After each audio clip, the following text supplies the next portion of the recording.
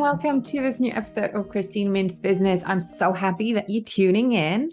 And today we're going to talk about teams. Now, I've conducted over 20 interviews with highly successful entrepreneurs, VC capitalists, people who consult other companies that are in growth, people who sold their companies and, for multiple millions and exited that strategy successfully, all kinds of different backgrounds. And one thing that has come up over and over and over again is that the challenge at some point is team management, because you cannot do it on your own. When you start out as an entrepreneur, you kind of start and do it all. You bootstrap, you wear 1,000 hats, you do your marketing, you do your content creation, obviously you do client work, you do finances, all of it. And obviously when things work well, and you start to really get traction, you start to have less time to do things that are not your main priority, which is obviously working with your clients.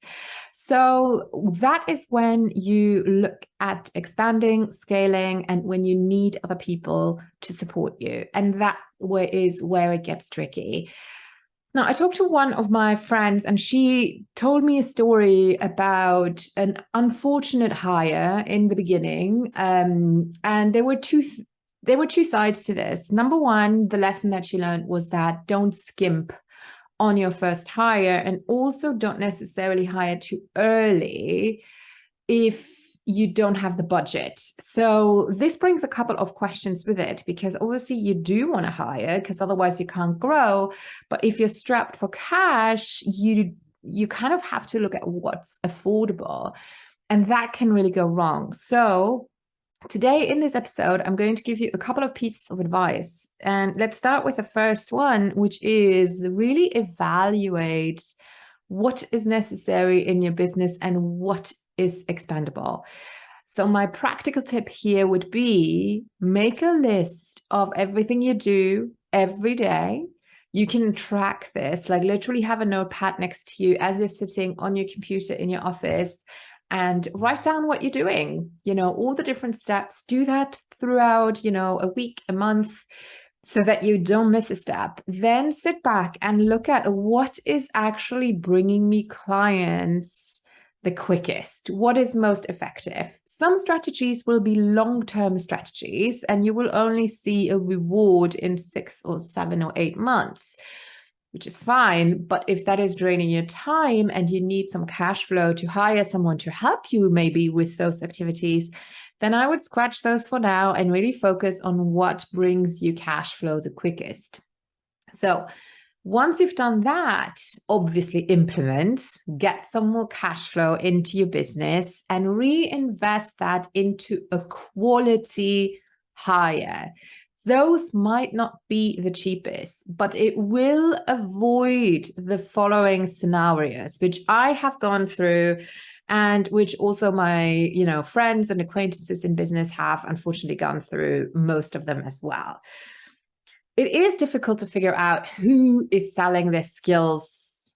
I don't want to say honestly, but accurately. We tend to embellish, specifically when people are on freelancer platforms. It does happen. Not everyone, obviously, but a lot of them do. Now, there can be a correlation between price and quality. It doesn't have to, but I do find quality people have very often a higher price tag, which is fine too. And it obviously also depends on where you are in the world. When I have freelancers here in Europe, they do cost more than if I have someone in Asia, in the Philippines, for example. So it really also depends on what I want to outsource. Now let's look at if you need someone who really helps you to structure the business, to keep it all running, like a project manager or an office, an OBM, like an online business manager.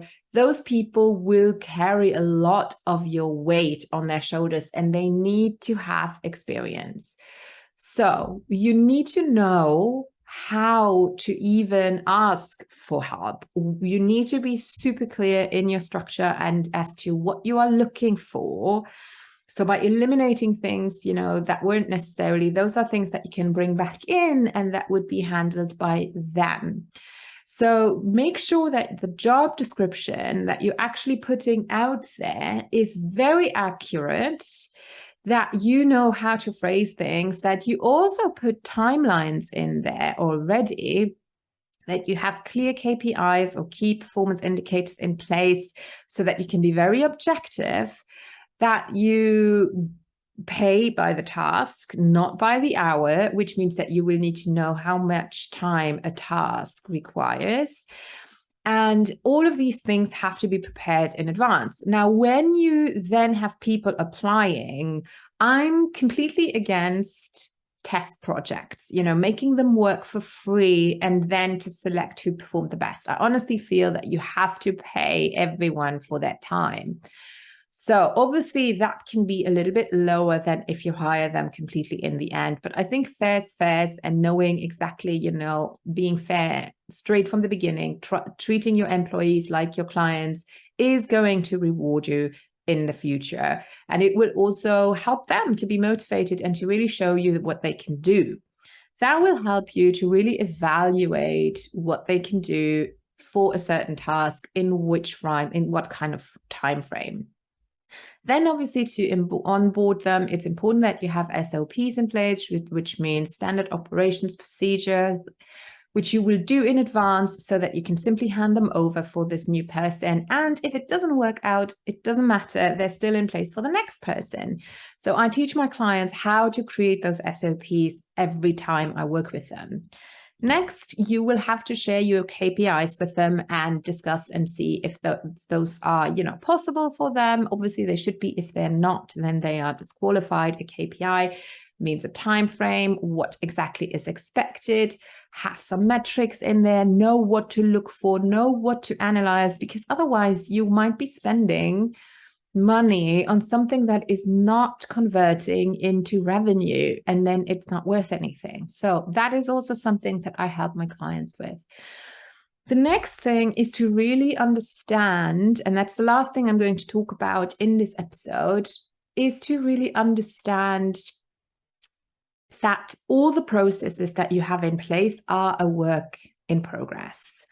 Checking in on a regular basis and making that a mandatory meeting on your calendar with your team to evaluate and to get their feedback as well is going to be helping you a lot. During those discussions, it's really about what has been working for them and for you, because maybe they thought they did an amazing job and then you went back in and you change things, correct things, redid things until they were exactly like you wanted, so that your overhead time in the end was so much that you could have done it right from the get-go. So, and those meetings are really meant to be communication meetings where everyone is, exchanging how they experience the process. Maybe they said that they didn't get enough directions, because we very often trade too much on expectations and on assumptions. For them, it isn't clear. They're not in your head. So having materials in advance with your complete brand style, all the way that the values, all of those things, even they are just a freelancer and contractor, is important. And we talked about mission and vision in my previous episode, so make sure you check that out. Then during those meetings, it's much easier to then go through those different experiences. How was it for them? How was it for you? And then through the metrics, how did it convert? And then to decide how to move forward. Now, obviously, sometimes you need to give the metrics 3 months or so to even show any impact at all. So it really depends on the project. And I teach my clients how to implement that well. So that you can then evaluate. And when your KPIs aren't met, it's a very easy and objective and neutral way of saying, I'm sorry, but I need a person who can work within this frame. Unfortunately, as the numbers show, you are not that person. So at this moment in time, we are not a fit. So that is another lesson. It's hire, slow, fire quickly. So it's totally fine to say, look, we're going to work together for 3 months. You're going to get an absolute fair pay, the same that you get afterwards. But it's really to know that after those 3 months, I will actually decide whether you stay on or not. And if you don't, it's not personal. It's really meant, we have complete objective KPIs. Now, obviously, you still have the right to say no if someone has been really difficult, if they need a lot of back and forth for communication, write it down and say, this could have done in 2 steps. We needed 7. There is a problem of communication. I don't think this will work. Now, obviously, if you have this scenario multiple times, you have to take accountability as well. And that is a really important point. Accountability and accountability goes both ways. You take accountability when something goes very well, but you also take accountability when something is not going too well, So praise also goes both ways. If something goes well, it's easy to say, all right, this was my leadership. But if something doesn't go well, it's also important to look at yourself and say, okay, me as a leader, what can I do better? So I think those communication points are super important. Now, there are more steps that are involved in helping you with leadership, with your team management, practical steps. And I have them all in a free guide for you, which you can download at christinemeansbusiness.com/team management. Team management in one word. So it's a double M in there. Make sure you download that. It's completely free, and have a look and see if you are implementing all of those. And if you don't have a team yet, keep those in mind when you are starting to look for help. Obviously, always keep a list of things that you need in mind. And as you are talking to people, let others know, hey, I'm looking for someone who can do this, and just be open-minded and be aware to see an opportunity where you find someone who does this well.